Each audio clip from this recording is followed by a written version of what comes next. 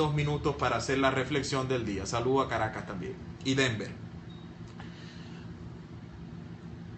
Todos los cultos que están basados en la personalidad terminan dividiéndose. Incluso la iglesia católica, para los que somos católicos y veneramos a Cristo como verdadero Dios y hombre. Bueno, cuando ustedes analizan la iglesia católica por dentro, tiene divisiones. Hay quienes son de derecha, que son los jesuitas, el Opus Dei, y están los que son de izquierda, los dominicos, porque los cultos sobre las personalidades son cultos que no están inspirados sobre las ideologías. En consecuencia, esa inspiración sobre las personas hacen que después los seguidores se dividan entre derecha, entre izquierda, entre centro. En Argentina, con Perón, que era un hombre militar, con una prédica de centro-izquierda, terminó dividiéndose el peronismo en peronistas de derecha, a la muerte de Perón, peronistas de derecha, peronistas de izquierda, peronistas de centro-izquierda, al extremo que Kirchner era un hombre de izquierda, o por lo menos así se presentaba, y era peronista, y el presidente Menem, Carlos Menem, era un presidente de derecha y era peronista. En Venezuela, a la muerte del presidente Chávez, hemos visto divisiones entre un ala del chavismo y otra. Y mi profecía es que el chavismo va a terminar igual que el peronismo, es decir, vamos a ver la gente en torno a Diosdado Cabello, que creen en la libre empresa o simpatizan un poco más con el empresariado, o por lo menos en el discurso, que podríamos llamar el ala de derecha del chavismo. Vamos a ver los de izquierda, los de centro izquierda, aunque todos se hagan llamar chavistas, como los peronistas se hacen llamar peronistas, pero hay peronistas de izquierda y derecha.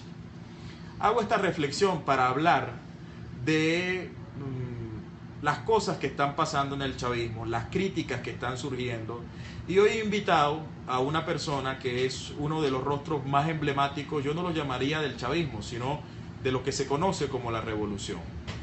Su nombre de pila es Humberto López y ustedes lo conocen como el Che Guevara venezolano. Yo creo que es un personaje que hay que escuchar con mucha atención.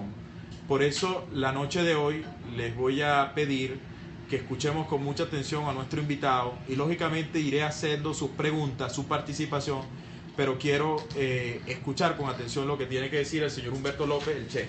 Che, bienvenido. Gracias, hermano. Bueno, como tú sabes, nos está viendo gente desde todas partes del mundo. Déjame acomodar aquí que tenemos un problema allí. Y la primera pregunta que quería hacerte es: ¿en qué momento y por qué tú empiezas a simpatizar con el presidente Chávez?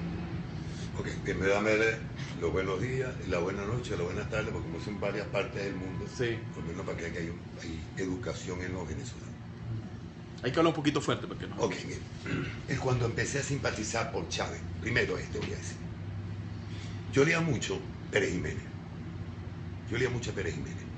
Porque con todo y con lo de la dictadura, mi abuela, yo soy descendiente, por tocarte el tema cortico así, de un general llamado Hilario Montenegro. Hilario Montenegro era el padre de mi abuela. Él alimentaba la guerrilla Curazao, Caracas, y Gómez se da cuenta, le revelan ese tipo de ayuda que él tenía con una guerrilla, pequeño grupo de guerrilla, y lo mandan a matar en Curazao. Supuestamente hay una plaza allá. Por favor, que hables más fuerte. Con mi abuelo. Y el papá de mi mamá, que vendría siendo el esposo de mi abuela, era descendiente de López Contreras, por eso la parte militar que yo llevo. Y la parte guerrilla que yo llevo, la parte así de revolucionario, era por el bisabuelo. Entonces ya eso venía, esa formación. No era que porque yo era de los grupos del 23 de enero, para ese entonces, años 70, tendría yo 13 años, algo así, pues tengo 57 años de edad. Pero buscaba al Che, ¿sabes? Buscando el Che, esas palabras del Che, cuando te decía que la revolución no se lleva en los labios para vivir de ella, se lleva en el cuerpo, en el alma y la sangre para luchar y morir por ella. Y otras más, y otras frases, y leí mucho sobre el Che, pero soy guevarista. ¿El por qué? Porque vi las luchas que ese hombre hizo, y que el hombre no nació siendo revolucionario tampoco. Él era de la clase media y su papá era algo pudiente, y entonces él empieza a sentir lo de la revolución cuando está en el gobierno de Jacobo Armen en Guatemala, y luego se va a México, conoce a los hermanos Cato y qué sé yo, y por ahí, pero todavía manteniendo el hombre su misma posición se empieza a ser revolucionario es cuando ve injusticia cometida contra cualquiera, en cualquier parte del mundo. Cuando él dice así, ese mundo puede ser inclusive dentro de los norteamericanos. Injusticia cometida con personas que lo han etiquetado y lo han dividido en que son de izquierda y de derecha. Y entonces veía injusticia, inclusive hasta en un pedófilo, podía haber alguna injusticia, cometer un hombre, matarlo, lincharlo, quemarlo, no, vale, de esa manera no, aunque haya sido un pedófilo.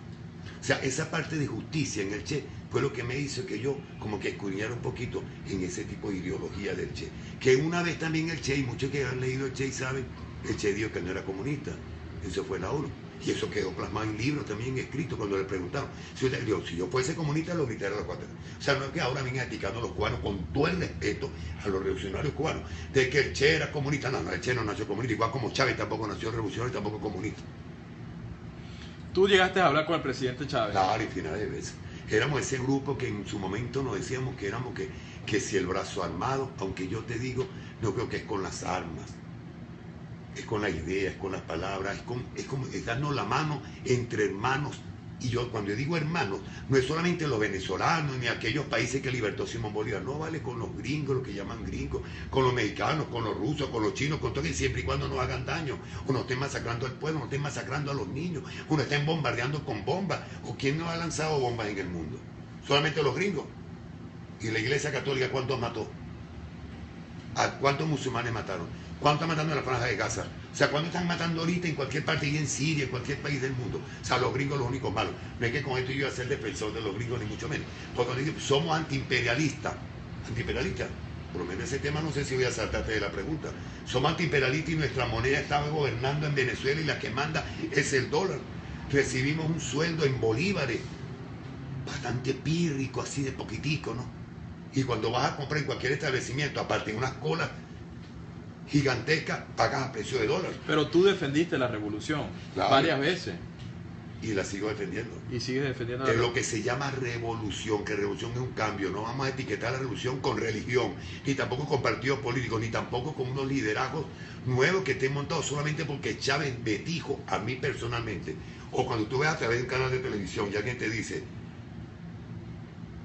yo les pido del fondo de mi corazón que elijan a Nicolás. Ok, el Chávez, el líder de los seguidores del chavismo nos dijo, Nicolás, ¿por qué Nicolás? ¿Tú votaste por Nicolás? Me voté por Nicolás y en estas elecciones voté por la señora hasta en contra de mi voluntad. En contra de mi voluntad porque no había otra por qué votar. Por la madre Robert Serra. Voté por la señora porque soy disciplinado. Y te voy a decir algo antes de seguir extendiendo más en la cuestión. Me considero chavista, radical, ortodoxo, como lo quieran tomar. Es Chávez. Es Chávez. Soy chavista y lo que yo expreso y lo que yo diga tiene que ver más que nada es por lo que hizo Chávez, por lo que quiso cambiar a Chávez. Que sus asesores, no le echemos la culpa a los asesores, porque cuando el hombre el de la casa falla, no le echa la culpa a los nietos, a los hijos, a la esposa, no. El hombre fue el que falló. Por tanto, Chávez también tuvo algunas fallas, no por humano, sino por sus mismos asesores y su cuestión que pensaba que era el camino. Y tú que has defendido la revolución, ¿defiendes la situación económica, política que tenemos hoy en Venezuela? Es decir, tú has dicho que el presidente Chávez les pidió votar por Maduro, ustedes votaron por Maduro, y bueno, tú no vives en una urbanización, tú vives en un barrio, supongo, ¿no? Bastante humilde, por cierto. Bastante humilde. Entonces tú estás viviendo lo mismo que están padeciendo los venezolanos. Entonces mi pregunta un poquito cauciosa es, ¿tú defiendes eso? No, pero básicamente ya no está Chávez que me ha levantado, usted me ha dicho a través de medios de comunicación, ni que nos bombardeen con tanta propaganda que Chávez dijo, no, Chávez lo dijo antes de morirse, ya está muerto. No voy a ser un idiota funcional. Cuando yo vi en una entrevista que me hizo un periódico ahí, que hasta tiros me le cayeron allí, ¿entiendes? Le dieron unos tiros allí, me metieron un cacho, porque no podía decir que le dieron una medalla a Lorenzo Mendoza, porque él lo que estaba produciendo productos que la gente en esas colas interminables estaban consiguiendo esos productos. Entonces, por eso no voy a defender lo que ya no está un Chávez que me decía ahora. No, ahora vas a decidir, van a votar por aquel. No, Chávez ya no habla más. Chávez murió. Y como te dije, no soy ateo, pero no creo en la Iglesia Católica, ni en ese poco de pedófilos, tampoco creo en ninguno de esos tipos de religiones que idiotizan el hombre. Cuando te digo idiota funcional, existen en los dos extremos. ¿En cuáles extremos? Y en los dos bandos. En el chavismo existen idiotas funcional que Chávez me dijo, sé idiota por no funcional. Y en la oposición también existen idiotas. Esos que andan pegando gritos pensando que Ramón, Ayú, él va a solucionar. No, porque primero él no tiene el poder en las manos de ser el presidente con unas leyes habilitantes en su momento, que pudo haber hecho ese plan económico que está presentando ahora.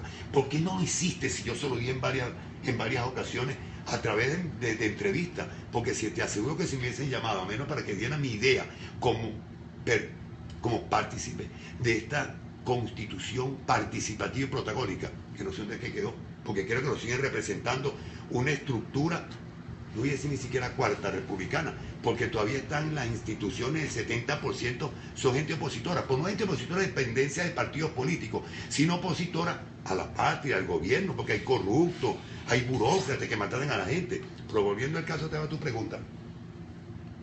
Apoyar algo que mira, hasta el indigente que está sordo y está ciego, sabe que esto no funciona, que esto no fue lo que nos pidió Chávez, esto no fue lo que nos dijo Chávez, esto no fue lo que tomó Chávez de los libros de Bolívar y dijo la mayor suma de felicidad posible.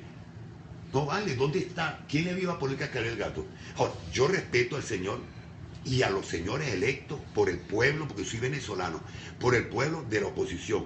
De hecho, en una entrevista que me hicieron, muchos me han dicho que yo salte talanquera, pero ¿cuál talanquera? Si aquí no existe la talanquera, solamente para los políticos que tienen una participación en un partido político y luego salta la talanquera para ver si consigue opciones en la otra o alguien le entrega las dádivas o los recursos que necesitan. Aquí no existe talanquera, el pueblo tiene talanquera. El pueblo solamente se cansó de hacer cola, de no conseguir los alimentos, la madre no consigue atender a los niños.